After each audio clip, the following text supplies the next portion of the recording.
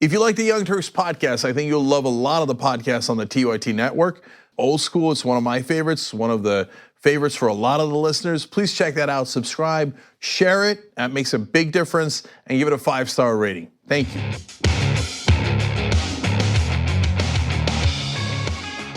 Drop it.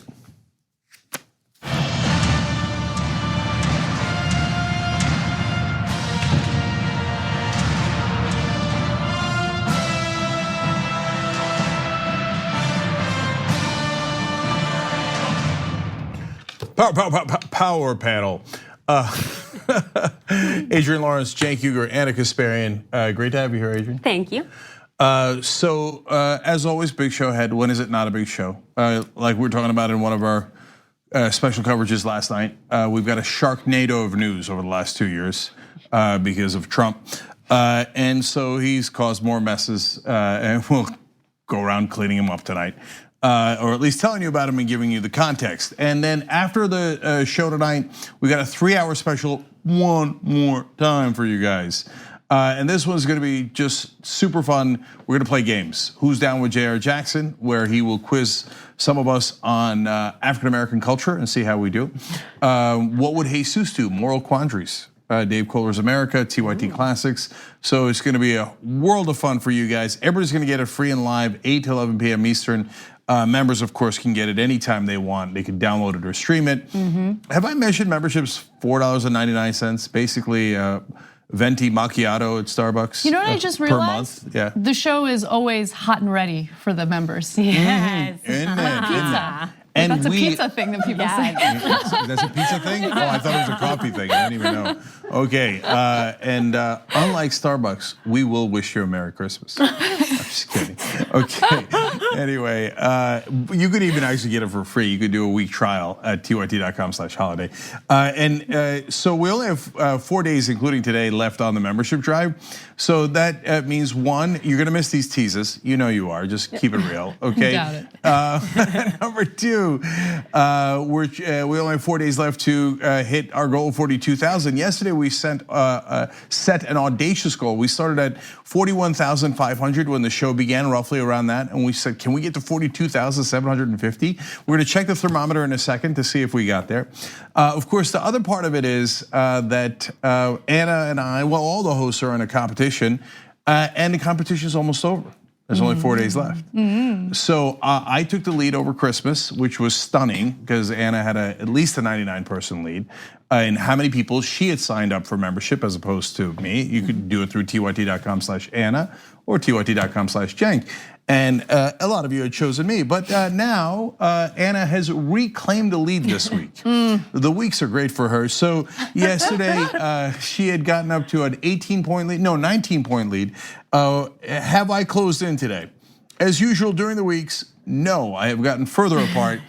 She's now leading by 28. Yes. Okay. Okay. But Casper, here's something that you forgot and could be devastating for you. The weekend. No, I got it. Weekend. No, I get it. It's coming. And the weekends is where I roll up my sleeves. Oh, if I catch you at the very end. What if I also roll up my sleeve? I don't even have sleeves right now. That's right? how rolled up your sleeves are. Yeah, I'm ready. You left them at home. I'm ready. Okay, so let's take a quick look at the thermometer. So tyt.com, anyway you like it. Look at that, nice. Almost made it to 750. That's amazing. Can we see 42,000 by the end of today? Can we see it? I believe it, I believe it. So we got 5 hours of programming for you today as we did yesterday and the day before. We're trying to finish strong here for the year. And of course, well, I'll just mention one last thing, tyt.com/media. That actually gets Young Turks memberships to specific folks. You can donate as little as you want or as much as you want. We open it up so that it's not just $50. Anybody can give any amount they want. And so far through that, we've gotten memberships for Fox and Friends, Nate Silver's podcast, and Washington Post, and the slight accounting issue around there, but Washington Post was done and is now almost done again because there was one credit card issue. Anyway, totally uninteresting. And New York Times is next. New York Times is next. So let's go do that if you can, tyt.com/media. That would be amazing. Okay, enough of that. Anna, let's go to the wall. All right. Trump's meltdown over the funding for his border wall continues, and his latest threats include just shutting down the US-Mexico border if he doesn't get exactly what he wants, which of course is $5 billion in the spending bill for the border wall. Now, I have to give credit to Democrats who have refused to concede to Trump, and it appears to be paying off for them. At least that's what the polls indicate. But before I get to the polls, I'm going to give you Trump's threat, which he issued, of course, via Twitter. He said, "We will be forced to close the southern border entirely if the obstructionist Democrats do not give us the money to finish the wall and also change the ridiculous immigration laws that our country is saddled with." Hard to believe there was a Congress and president who would approve. So that's what he has to say. But can he unilaterally shut down the border wall? And if he can, what kind of consequences would that lead to? Well, luckily, CBS News talked about this, and one of their experts, White House experts, gave us some details about what this means for, I don't know, things like our economy. Take a look. In theory, the president can use federal law with wide discretion to take lots of different enforcement actions at the border. Shutting down the entire border, which is something the president has talked about, would be legally questionable and logistically challenging, to put it mildly. There have been times in American history, most notably and most memorably after 9/11, where certain parts of the US border were shut down for legitimate fears of terrorism and in-migration in those very, very tense days right after 9/11. All sorts of different security postures were taken because the country didn't know what was coming next. So, in theory, the president does have the power to do this. Carrying it out across the entire US-Mexico border, as I said, would not only be a great logistical challenge, it would impose immediate and very noticeable economic pains on both countries. There's a tremendous amount of trade.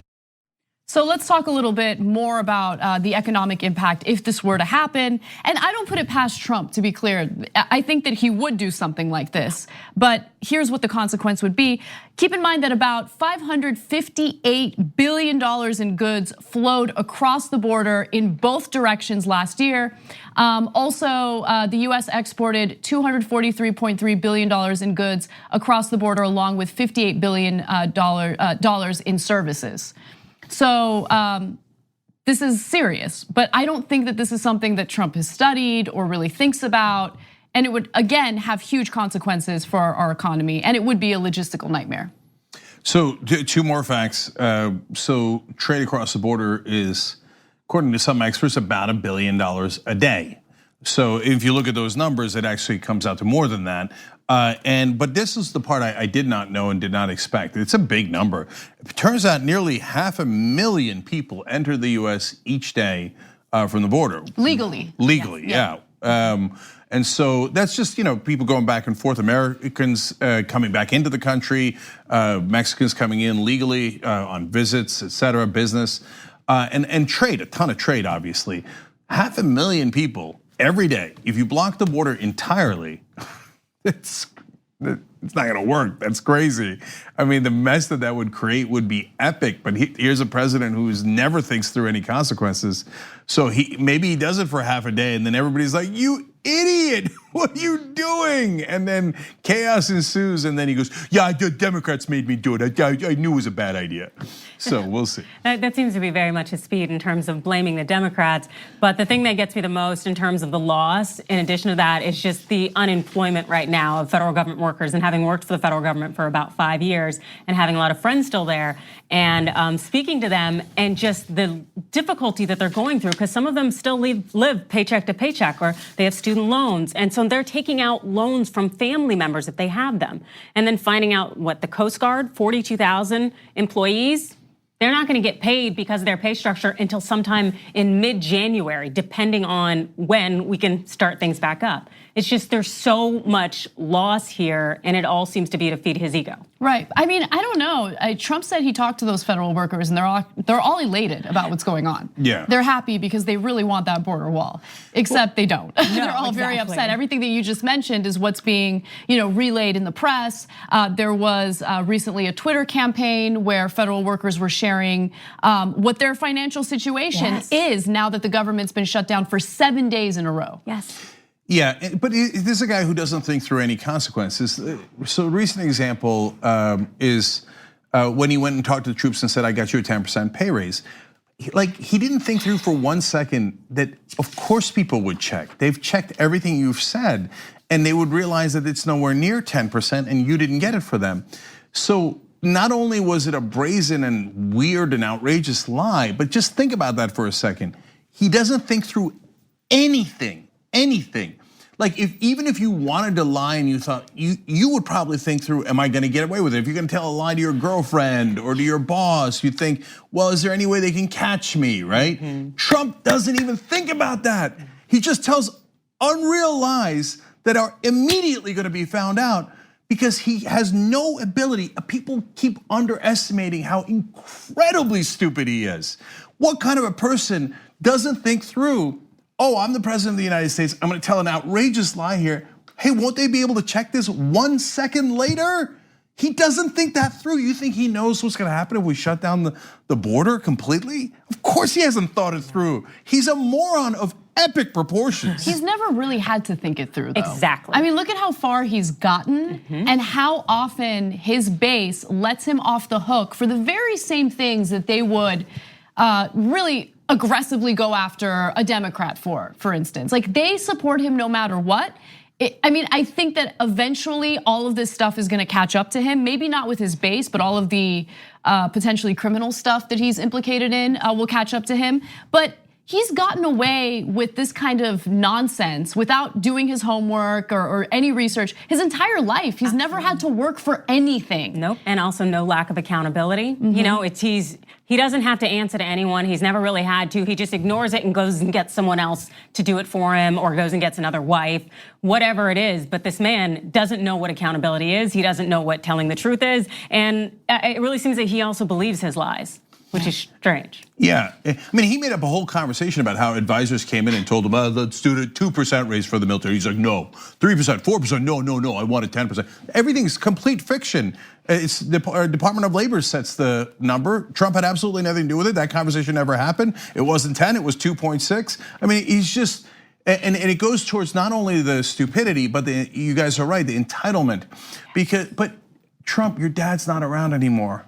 So he gave you $400 million. He bailed you out of 6 bankruptcies, but he's not here. I know you think Putin is your new daddy, okay, but he can't bail you out of this. So right now, let's talk about the polling. Only 35% of Americans agree that we should shut down the government over wall funding. That's a terrible number. I know he's not good at math either. He's not good with any facts. Yeah. But that's a miserable number. They do not support you. The American people are totally against you. So let's go to some of the other findings of this poll. This was a recent poll by Reuters and Ipsos. And it also found that 33% blamed Democrats in Congress for the shutdown, compared to 47% who blamed Trump.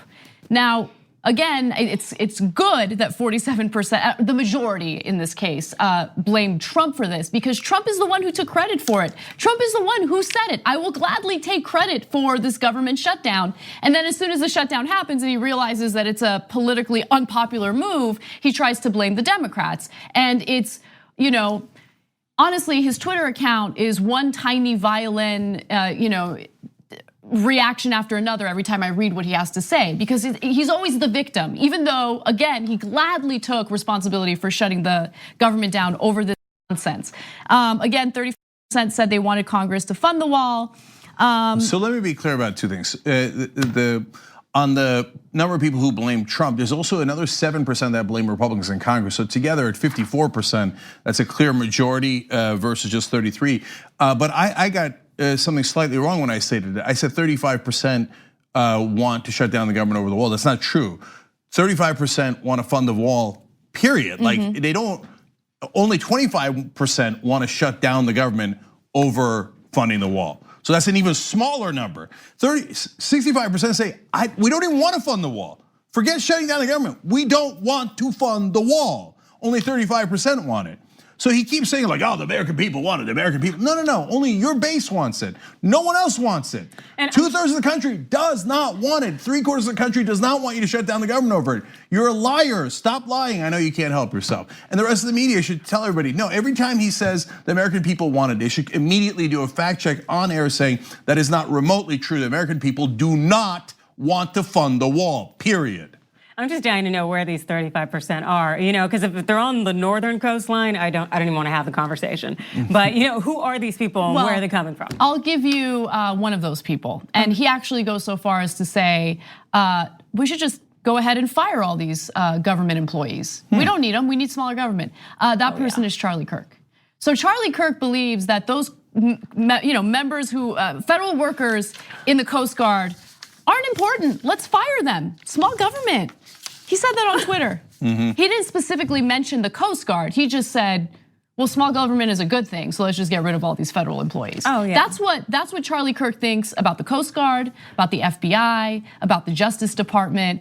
All of these, by the way, essential federal workers who are currently working for free.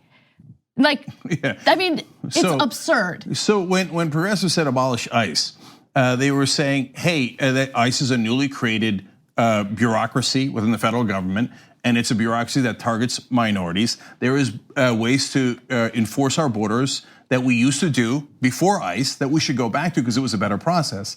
The Republicans lose and go, oh my God, you want to get rid of ICE? How could we have any law and order? Then conservatives like Charlie Kirk turn around and go, get rid of the Coast Guard.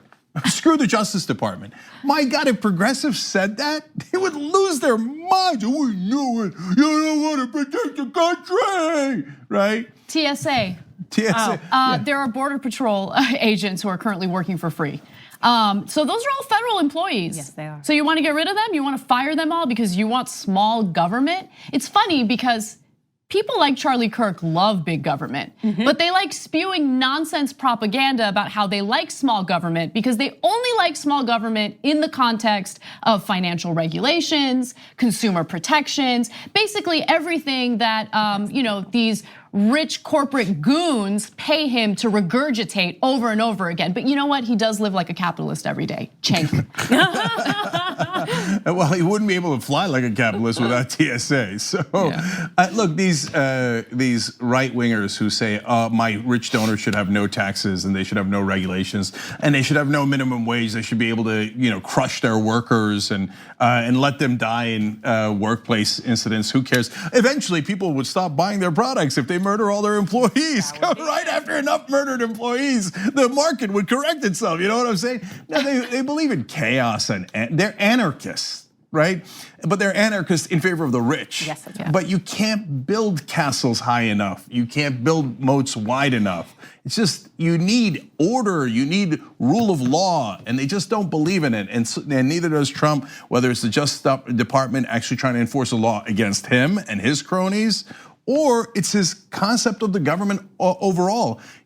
All these conservatives, they don't believe in a functioning democracy, in a functioning government. So that's why they don't mind destroying it. And note to Americans, which you apparently have gotten already, because 2/3 of you are easily on our side and against Trump, is that you might not want to put people in charge of the government who don't believe in government. Well, let's talk a little more about the consequences of this federal shutdown, because as many as 800,000 employees are affected by it. So the federal government is trying to give some tips to the nearly 800,000 federal workers who are either furloughed or are working without pay. And hopefully they'll get paid, retroactively once the government opens again. But what we do know is that the federal government's efforts in helping aren't really helping.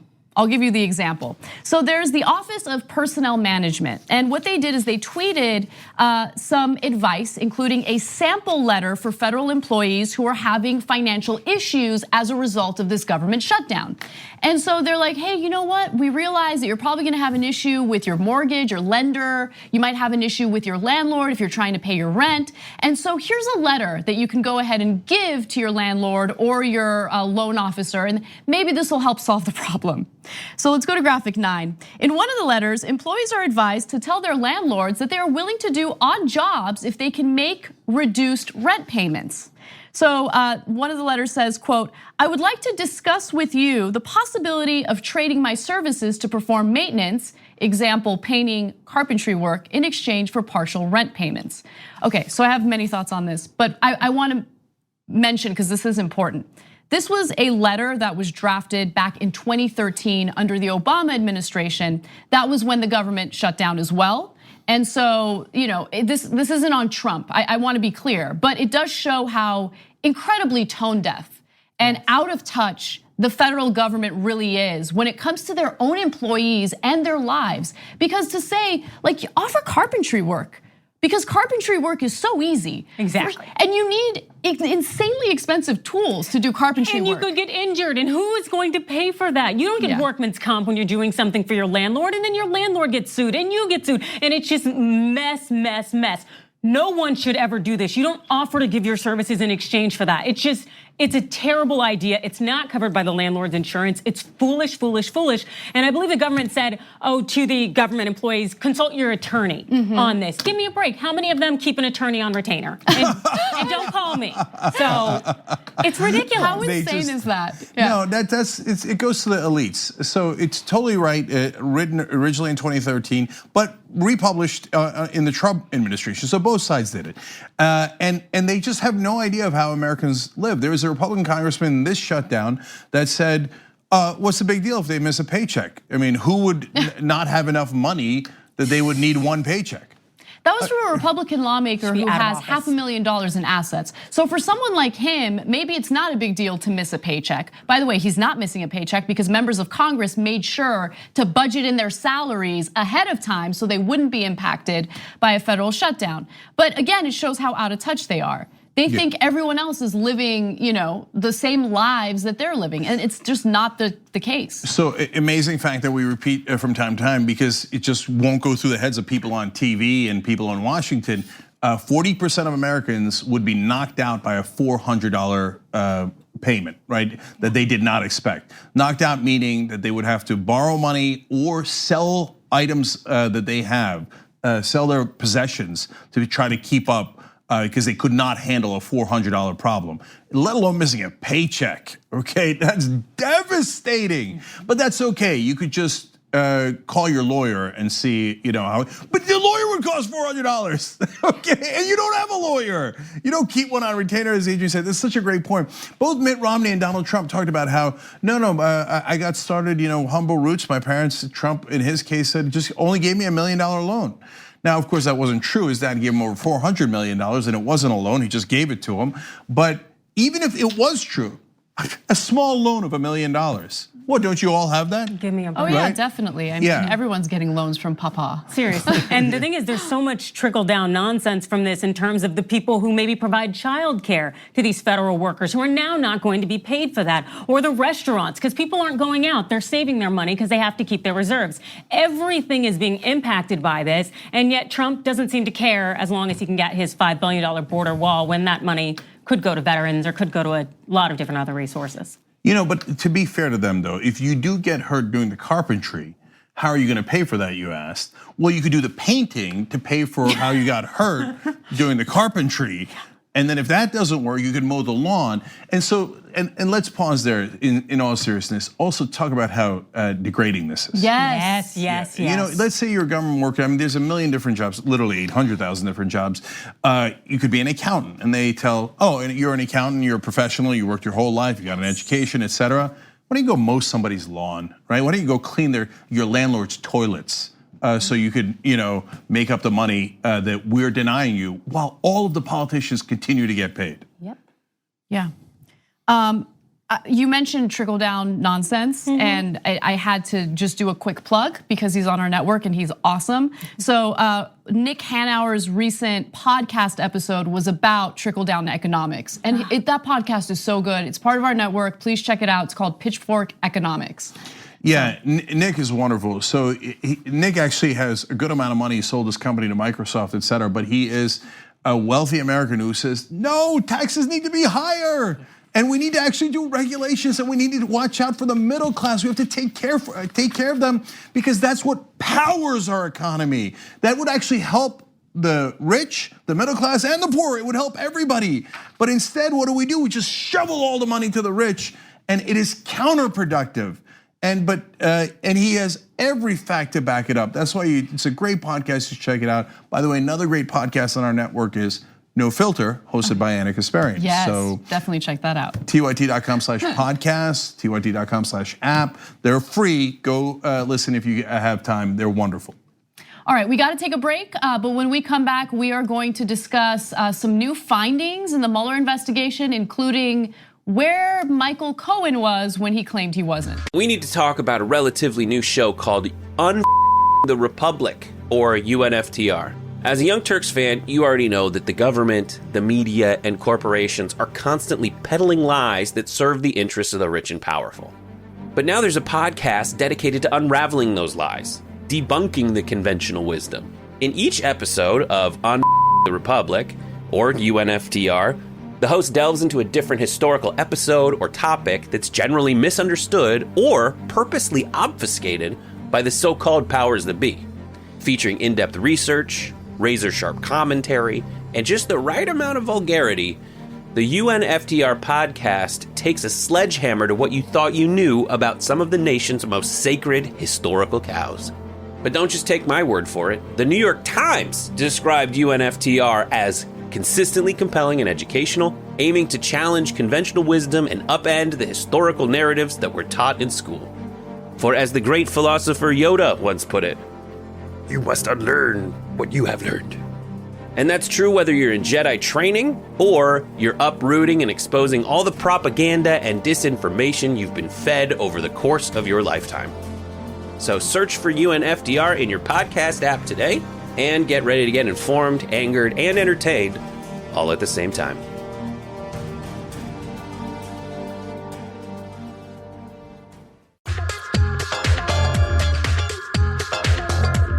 All right, back on the Young Turks. Let me read the names of folks who gave to the Amplify program. You guys are awesome. tyt.com/amplify to get our message out to both journalism students and people in the media. tyt.com/amplify is the way to do it. But at the very bottom, there's also a link where you could check out all of the packages. So look at if there's a person in the media or an organization in the media that you want to get Young Turks membership for, check that out. You could also go straight to tyt.com/more to see that list. So here's the folks who participated recently. Joan Masters from Connecticut, $150. And everybody giving $150 gets a t-shirt as well. The Amplified t-shirt I was wearing 2 days ago. Michelle McConnell from Hawaii, $500. Thank you, Michelle. You also go on the honor roll on the Young Turks website, tyt.com. Isaiah Bell from Pittsburgh, $150. Mike Smith from Akron, $150. Ryan LeBlanc from Richmond, Virginia, $150. Mick Landholm from Washington, $500. Thank you, Mick. And Matthew Bentavegna, $150. By the way, people giving $500 also get the t-shirt and go on the honor roll, and that's 10 memberships. So super appreciated. You could also get one that is specific to Joe Rogan's podcast, for example. There's other podcasts at the link that I told you about, tyt.com/more. Those are all $500. Aaron Burleson from Okinawa, Japan, $150. Thank you, Aaron. Michael Huff from Amarillo, $150. Katie Evans from King George, Virginia at $150. One of the reasons that I love doing these is because I love seeing where you guys are all from, right? From Amarillo to Okinawa. It's great. Thank you for participating.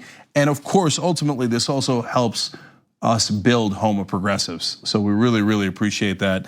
So now let me go to just a couple of quick comments here. Doc Martinez in our member section says, when it comes to a government shutdown, the rule should be that every congressman's bank accounts and credit cards must be frozen until the end of the shutdown. I guarantee you that there would never be another shutdown again. Right. And man, they are so oblivious that they have these different rules for the elites and for everyone else. They just can't see it. Anyone would see that that was an injustice, an unbelievable injustice. And they think, well, if it applied to me, that would be outrageous. No, I'm just making it apply to you. And they just don't get that that's hideous. It's amazing. The mathematician says their suggestion for workers is to offer slavery to help you pay their rent and food. This is America now under both parties. Gana says, let me get this straight. They are supposed to go to work at their regular job, not get paid, and then go to do odd jobs to reduce their rent. Yeah, that's their suggestion. And by the way, what is this, 1955? Oh gosh, Beaver's dad had a problem, but it's okay. He did, carpentry work for his landlord and everything was fine. Right, Jesus.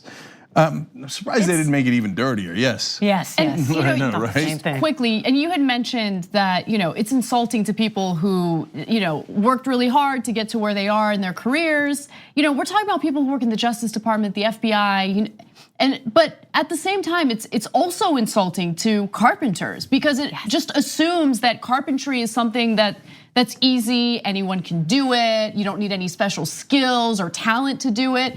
Again, they're just tone deaf. It's insane. Yeah, look, Jesus spent his whole life being a carpenter. Exactly. Okay? And you think you just do it on your own? Anyway, you know how hard Anna's worked to figure out woodworking? Okay. First of all, if I were a federal worker and I was going through this nonsense over and over again, but I somehow taught myself to do carpentry, somehow managed to afford the tools necessary to do it, I'd be a carpenter, like full time. I'm done with the federal government. I don't want to be a government employee anymore. Yeah, well, can't blame you for not trusting them, right? Certainly, very unreliable boss. All right, speaking of bosses, on Twitter, T Photo wrote in, just bought my conservative boss 3 months of TYT via Anna, sticking it to the man at its best. That is good. That is pretty amazing. I like that. That goes deep, 2 layers deep. Yeah, it does. Yeah. And I like one of those layers. Anyway, and last one is JC Cali says, anytime TYT has Adrian on, we're blessed and elevated. Her analysis is impeccable. What a great way to end the last power panel of 2018. Oh, you guys are so great. Thank you. Here. Okay, all right, let's keep going. All right, we have some breaking news.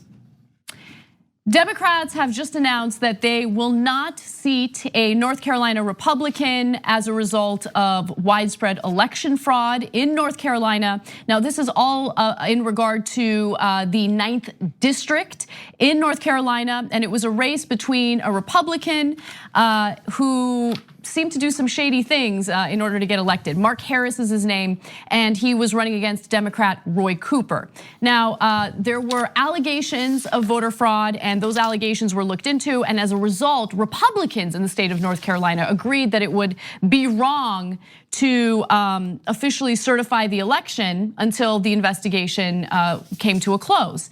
And now that January 3rd is quickly approaching, the incoming Democrats, or the Democratic majority in the House, has decided that they will not confirm Mark Harris. Now, sorry, one quick correction. Anna just misspoke for a second. Roy Cooper is the governor of North Carolina. Oh, my bad, I'm sorry. The Democratic candidate was Dan McCready.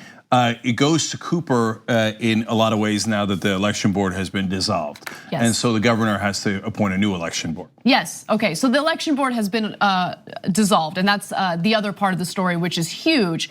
And part of the reason why that happened is because there was a court ruling. So a filing came a day after a 3-judge state court panel denied a stay to keep the state elections board, which is investigating the allegations, in its current form, and actually ordered the board to dissolve at noon Friday. The board had apparently refused to certify Harris as November's winner amid evidence of irregularities in the absentee ballot count and reports of a fraud scheme directed by a Republican operative hired by Harris's campaign. Yeah, this almost shouldn't be a news event. Obviously, they shouldn't seat him. There was voter fraud. It's not just our opinion. The Republicans on the election board said, yeah, no, do not seat him. There is massive issues here. It was a unanimous vote. Every Republican on the election board said, do not seat him. There was potential significant fraud in this case. And we've told you this story before. One of the people who worked for Harris, allegedly, but those allegations are very, backed up by a lot of evidence, took the ballots of people, changed the name if they voted for the Democrat, put in the Republican instead. If they left it blank, they said, oh, good, don't worry, you told me, so you voted. And then they would fill in the Republican name. And then if none of that worked, they just throw away the ballots of the Democratic candidates. So as big a voter fraud case as I've literally seen in my lifetime in America. So should you seat that guy? Of course not. It's not even remotely within the realm of consideration. Even Republicans in North Carolina have conceded that it is very likely they'll have to redo the election, which of course they should. Yeah, and it's going to cost everybody a lot of money. And you think about the amount of money that was put into the campaign to begin with. Is it really worth this, whole cheating fraud thing and then just to get bounced? It's just stupid all around, and it's unfortunate. But Harris barely, quote unquote, won even with the fraud. So he might be thinking, yeah, I mean, I'm in trouble now because I hired the guy who, the person who did the, allegedly did the fraud in the first place, had a significant history of doing similar things. And so Harris knew that when he hired him. But he might be thinking now, look, I would have lost. I 100% would have lost without the fraud. So hey, at least I got a second shot, right? Yeah, look, of course, a second election makes sense. I'm not even having a conversation about whether or not that should happen. But the real conversation should be real consequences, yes. Criminal charges, because this is serious. And look, just to juxtapose the way certain people are treated in the country, there was a US resident. Now, she wasn't a citizen, but she wanted to vote. And she thought that voting was actually legal, right? Because she's a US resident. She's not in the country illegally, but she's not a US citizen. So she cast her ballot, and when she got caught, she was like, I didn't know that I wasn't allowed to vote. This is my first time voting. And she got sentenced to prison. She's gonna be in prison for several years. And we've seen a few of these stories come out where individuals thought they had the right to vote and accidentally voted, and they are punished heavily. And it's completely absurd when you compare that to these candidates who are clearly committing fraud, and especially if they go unscathed. You're absolutely right. They need some kind of punishment. Right. So you guys, why do they get such heavy punishment for that? Because the Republicans want to prove a point. Like, oh, look at how serious voter fraud is. That's why we have to make sure that we have voter ID laws and block a quarter of all African Americans in the country who don't have driver's licenses from voting. And so they're trying to prove a point. Okay, you want to prove a point? This is actually technically ballot fraud. The person who they think did this is Leslie McCrae Dowless.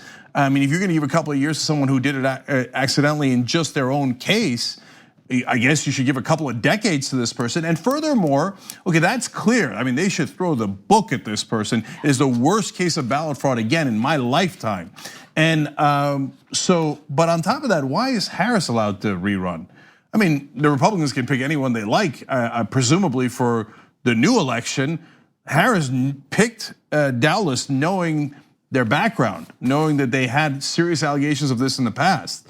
So that's the guy you want to rerun? Okay, have at it, host. But the voters in the 9th District of North Carolina should know that the Republican in the race picked a crook and at a bare minimum looked the other way or was completely incompetent as this fraud was happening right underneath his nose. Mm-hmm. Moving on to other news, as I promised, the Mueller investigation is finding some other super interesting information. So let's get to that.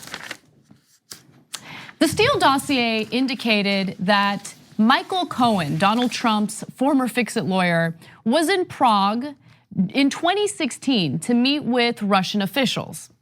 And Donald Trump, Michael Cohen, everyone related to the Trump campaign argues that everything in the Steele dossier is complete and utter garbage, nothing is true, and Michael Cohen says that he was never in Prague in 2016. Well, some new evidence indicates that he was in Prague in 2016, or at least near Prague in 2016. So this was a story broken that McClatchy broke, and what they found, based on numerous sources, was that a mobile phone traced to Michael Cohen briefly sent signals ricocheting off cell towers in the Prague area in late summer 2016, leaving an electronic record to support claims that Cohen met secretly there with Russian officials. So this is super relevant because A, Cohen has lied about this, and B, what he allegedly met Russian officials for is very relevant to this special counsel investigation. During the same period of late August or early September, electronic eavesdropping by an Eastern European intelligence agency picked up a conversation among Russians, one of whom remarked that Cohen was in Prague. So what were these conversations allegedly about, according to the Steele dossier? Well, the dossier said that Cohen and one or more Kremlin officials huddled in or around the Czech capital to plot ways to limit discovery of the close liaison between the Trump campaign and Russia. Among the goals of the meeting, the dossier said, was to limit negative news reports about the Russia-friendly relationship of two Trump campaign aides, former policy advisor Carter Page, and just ousted campaign chairman Paul Manafort, and to ensure that European hackers were paid and told to lay low or lie low. Yeah, so this is a little complicated though, because Michael Cohen says to this day, just after the report came out, no way, I was never in Prague, never went to the Czech Republic, and he tweeted, Mueller knows everything. So his point is, I already told Mueller everything. I already cooperated with officials. Why would I lie about this? That's an interesting point. Well, I can think of reasons why he would lie. Maybe he didn't tell Mueller everything after all, and maybe there are actually far worse relationships with Russia than just the Trump Tower in Moscow that he's already revealed. So certainly that's possible. His now ex-lawyer, Lanny Davis, that represented him through this, also insists, hey, we've said 1 million times Cohen never went to Prague. Now, Lanny Davis is also a Democratic operative. Let's keep it real, and huge friends with the Clintons, but he's a lawyer and he was representing Cohen. So it's a mixed bag. Maybe he doesn't know. And besides which, he was Cohen's lawyer, so he's gonna say whatever Cohen says. But, and then in terms of the intelligence, and the McClatchy reporters, one of them was on television just today saying, look, I did not personally see the evidence. It was reported to me by my intelligence sources. They're very trustworthy. We've used them for over 2 years and they've never been wrong. But no, I did not see it with my eyes. And so there's just, it's a mixed bag here. But why would Michael Cohen's cell phone be in Prague if he wasn't in Prague? But maybe those sources are lying to McClatchy newspapers. But why would they do that? So it's definitely a confusing situation, if you ask me. Okay, so I don't think it's a confusing situation. I think that it's really up in the air who you want to believe. So do you want to believe Michael Cohen, who had confessed to lying under oath? Or do you want to believe the intelligence? There were numerous intelligence sources that went to McClatchy with this story. So again, if you don't want to trust the anonymous sources, I get it, that's fine. But Cohen had an alibi that did not add up, right? No. So let's go to his alibi. First, his denial in response to this McClatchy report. He says via Twitter, I hear Prague, Czech Republic is beautiful in the summertime. I wouldn't know as I've never been. Mueller knows everything. Well, Mueller can certainly find out anything he wants. You know, the thing that really gets me about this, I just feel like someone needs to buy Cohen like a Netflix subscription so he can watch maybe James Bond or Mission Impossible, these basic films that let you know that your phone's being tracked places and that these little things called technology, that can, get you in trouble and things can be found. IP addresses, those are out there. This just seems like a very basic approach to if I'm gonna commit a crime, maybe I take a burner phone with me and then I destroy it. It's like, I know this from watching movies. It just seems really dumb for Cohen to do this. But then again, he lies under oath, so. And by the way, another thing I want to just quickly mention is just being in Prague doesn't necessarily prove anything, right? Like he could have just been in Prague, like just to be in the Czech Republic, having a good time. In the middle of a campaign a couple of months before the election. Right, but again, I'm personally not buying it, but I just wanna make sure everyone knows, like there hasn't been proof that he was in Prague meeting with the Russians. So Mueller does know, I'll get to why he knows in a second, but here's more skepticism from other folks. They say that theoretically, according to the Steele dossier, Konstantin Kosachev set up the meeting. He is a member of the Russian Senate and chairman of the Federation Council's Foreign Affairs Committee. And experts say that is far too prominent a person. It would be like Mike Pompeo, our Secretary of State, setting up a covert meeting. That's not how you set up covert meetings. So that's an interesting point. And they say he also, to Adrian's point, did a terrible job if he was trying to cover this up, if this stuff is true, because what you would do is, your phones, even if they're not on, can be tracked. So even bare minimum spycraft would be, you would leave your phone in a different country on, and especially connected to Wi-Fi, so you could say, like, for example, Germany. You say, "Oh, I was in Germany. You see, there's my phone," and you wouldn't bring your phone like a knucklehead to your secret meeting with Russian officials. On the other hand, Michael Cohen's not that bright. He's not. Right. So, but finally, so we don't know now, and it would be relevant because this would mean that the Steele dossier was right about a lot of things, and there's other things in the Steele dossier which are very interesting, including the infamous tape in Russia, doing things in a hotel room, etc. Yeah, and but Mueller does know because any prosecutor can get a warrant, especially in a situation like this, and track your cell phone activity for the last 18 months. So they know. We don't know, but Mueller knows for sure. They know. They know. And also there's no visa. So how did he? So again, prosecutors can track the visa issue. So it would be stunning if Mueller's prosecutors did not know if he went to Prague or didn't go to Prague. So finally, since we promised you Michael Cohen's alibi. So he claims he was not in Prague during that time period. He was actually in Southern California. Cohen has insisted that he was in Southern California with his son from August 23rd to 29th in 2016, but his public alibis have not been so airtight as to preclude flights to and from Europe during the relevant period.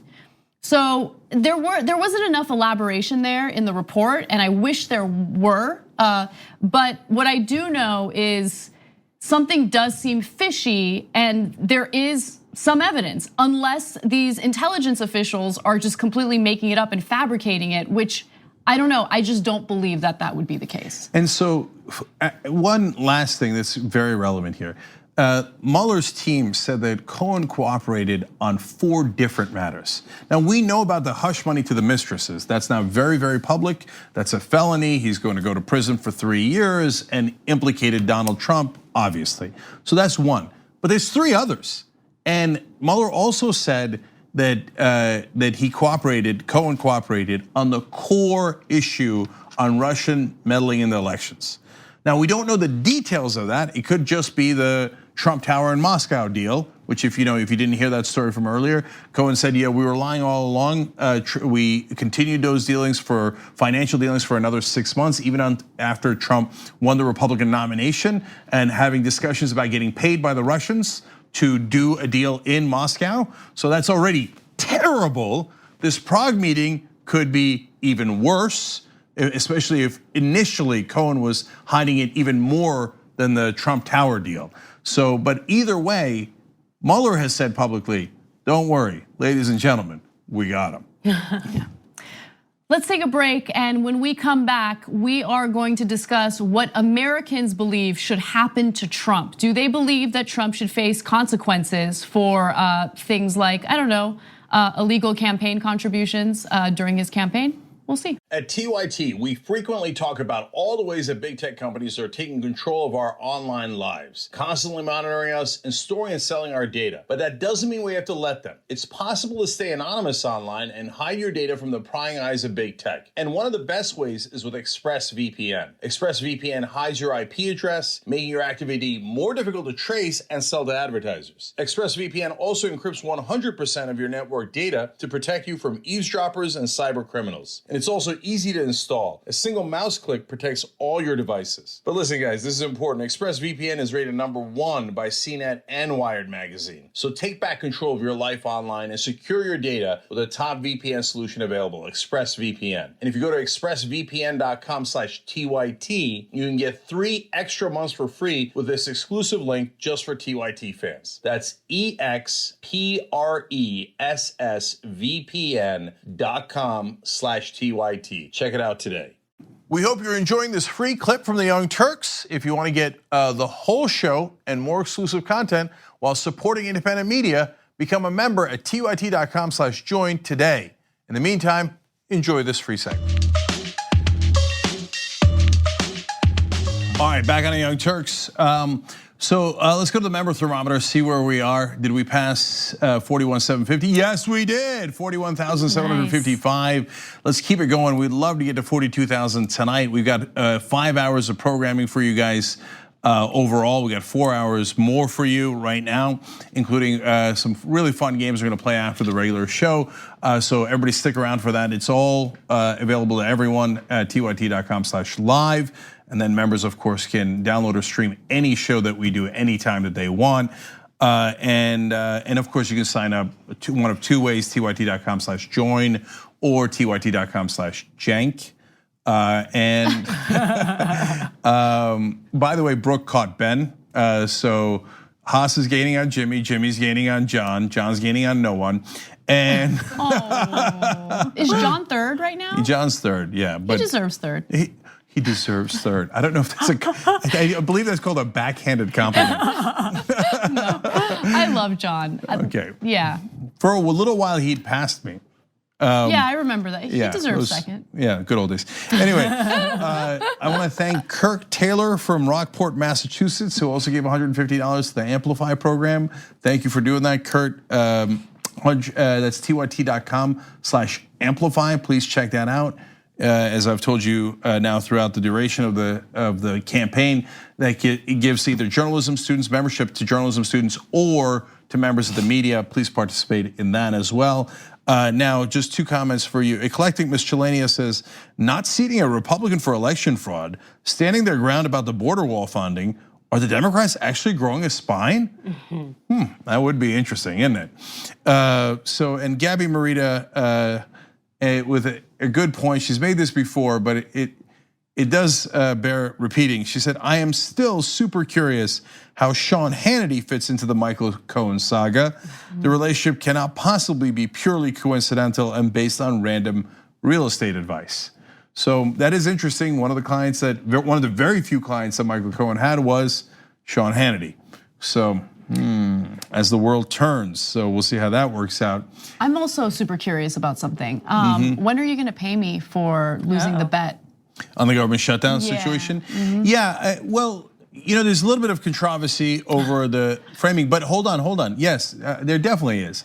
But if the Democrats hold strong like it looks like they're going to, and they get to January 3rd and they pass their version of the budget, and if the Republicans in the Senate agree, which there's a very good chance they will actually, and then they go to Trump, he might have just lost. If Trump loses, yeah, then I definitely pay you, no question about it, right?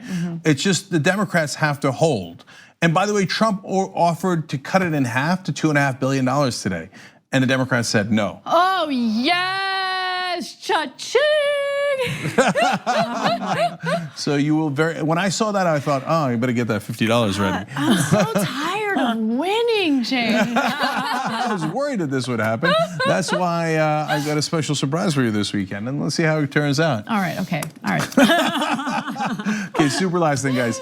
The shop is also having crazy sales all the way through the end of the year, so this is the time to act. 25% off the Resist collection. You got to use the code New Year. Use the code New Year at shoptyt.com and get 25% off now. They don't often do these sales, so it's a good time to partake. Okay, Anna, what's next? A new poll by researchers at Harvard University and Harris found that the majority of Americans actually do want Trump to face some consequences based on various activities he's been involved in, okay? So nearly 60%, according to this poll, of US voters surveyed say that Trump should be either impeached and removed from office or formally censured. Okay, so not all of them want him impeached, but a good portion do. 39% said Trump should be impeached and removed from office. So nearly 40% of Americans, and this is a nationally representative sample, okay? And Mueller has not even come out with his findings about Trump yet. And we're already at 4 out of 10 Americans say, yeah, go, impeach him. Not I don't like him and I'm gonna vote against him next time. No, remove him from office or at least impeach it in the House. So while 39% do want impeachment, as everything stands today, 20% said that they would actually prefer lawmakers to vote to formally censure the president. So that's kind of a middle ground. And so 20%, it's very, fitting of the country. The 20% in the middle are like, yeah, he clearly did something bad. I don't know, should we throw him out? Let's just censure him, right? 20% say censure, 40% say, no, get rid of him. You can't commit crimes, they're felonies, and still be president. And of course, about 40% go rock and roll. No, he did nothing wrong. So let me clarify one thing, because it is very important and relevant. So the first two poll results that I gave you just asked the general question. They didn't tie it to any particular action that Trump is involved in. But when you do look at particular actions that Trump is involved in, 49% of the respondents said that they actually favor trying to impeach Trump over the hush money payments that he and his campaign made to National Enquirer to basically catch and kill the Karen McDougal story. That was one of the women he had relations with while he was married, and the Stormy Daniels payment as well. So that's right. So the number goes up for people saying, yeah, you should impeach him, when you say, oh, remember he paid off his mistresses and that's a campaign finance violation. They're like, oh yeah, right. 49% of the country. It's actually amazing that Democrats are not more animated about impeachment. If you're like, you haven't presented any evidence against Trump formally. Mueller hasn't, the Democrats haven't, and the country's already at 49%. I know, and we had a conversation about this. Efforts to impeach him could actually backfire. And we had a long conversation about this on one of our post games. And it was about how people keep comparing these hush money payments to basically what Bill Clinton did, right? And the efforts to impeach Bill Clinton did backfire on Republicans, but they're two completely different issues. But that's not the way Americans look at it, okay? So here's what I mean by that. 51% of the respondents, so a little more than half, said that doing so, meaning impeaching Donald Trump, would return the country to when then President Clinton faced impeachment proceedings on 2 charges related to his affair with Monica Lewinsky. My thing is that Clinton was legitimately put into office. My concern is that people don't fully appreciate the fact that Trump stole the election, or allegedly, we'll see. But the thought that just impeach him, no, I want criminal prosecution. I want full penalties, in part because deterring other people from doing this again, and also penalizing him, stealing the highest office in the nation, if not the world. Get out of here with censure, whatever. Yeah, so look, I don't think that they should act until Mueller comes in, but I think he's gonna come in pretty soon. So that's why I'm not super animated about it. If Mueller comes in with overwhelming evidence and the Democrats still sit on their hands, then I would say, no, what are you doing? You gotta enforce the law, otherwise you are saying that the president is above the law. And yes, the level of the crime does matter. And so Mueller might have him on even worse things. So if you say, well, look, a felony is a felony and a crime is a crime. No, not really, if I'm being honest. I mean, jaywalking, and you know this, jaywalking is not the same thing as murder. And lying about an affair, which is what Clinton did, if Trump lied about an affair, and it's Tuesday, so what, right? Trump lies about everything. That's not a thing that I would, even if he did it under oath, I swear to God, I wouldn't say impeach him over that. And I got a pretty good track record here because I was a Republican when I said, don't impeach Clinton over lying about an affair. That's not a thing worth impeaching a president over, right? But this is different. It wasn't that Trump was just lying about the affair. He broke campaign finance laws to funnel money to his mistresses, and then he covered it up so that it wouldn't be revealed that he broke campaign laws. And that's way more significant. And there's $150,000 in one case, $135,000 in another case. So that's a very serious felony. Michael Cohen's going to prison for 3 years for that felony. So yeah, no, on that alone, let alone what Mueller's gonna come in with, let alone what happened in Russia, yeah, you gotta enforce the law. You just have to. Exactly. One final thing that I wanna share with you in regard to these poll results is that the majority of Americans actually think the Mueller investigation is damaging to the country. So look, I'm famous for poo-pooing on polls, okay? Right? So She's famous, she's all over. That's what I'm known for. Yeah, look it up online. And poo-pooing on polls. Your Wikipedia profile is going to be updated right now, just letting you know. Because I feel like people just answer and they don't think about their own contradictions in the poll answers, right? And so whatever, maybe this isn't really a contradiction, but I kind of see this as wrong. I think the majority of respondents here were wrong. So 59% of the respondents said that the special counsel's investigation is hurting the country, compared to 41% that said that it's actually helping it. So I guess you could say, yeah, Trump deserves to be impeached if the special counsel's findings, implicate him in various crimes, whatever. And you can still say that the investigation hurts the country. But I hate that framing, because it's not the investigation that hurts the country. It's the alleged crimes that hurt the country. Yeah, look, if you want to hang your hat on that and you're a right winger, that's fine. And look, it is what it is, and we give you all the poll results, so you make up your decision on that. But I think it's a very poorly worded question, because it's not clear what you mean by hurt the country. Yeah, it hurts the country that we have a moron president who has committed a lot of crimes. You're right about that. Or you could be legitimately saying, no, even you should not investigate the president, and that hurts the country. Yeah. So that's why the question is poor, I think. Yeah, see, you're also poo-pooing on this poll. Okay, but I am but not famous for it. Okay. All right, that does it for hour one. Okay, Adrian, thank you for joining us. Thank you. Really appreciate it. Ida Rodriguez is next, and we've got amazing stories coming up for you guys, including Donald Trump accidentally putting Navy SEALs in danger. Of course, when we return. Thanks for listening to the full episode of The Young Turks. Support our work, listen ad-free, access members-only bonus content, and more by subscribing to Apple Podcasts at apple.co/TYT. I'm your host, Cenk Uygur, and I'll see you soon.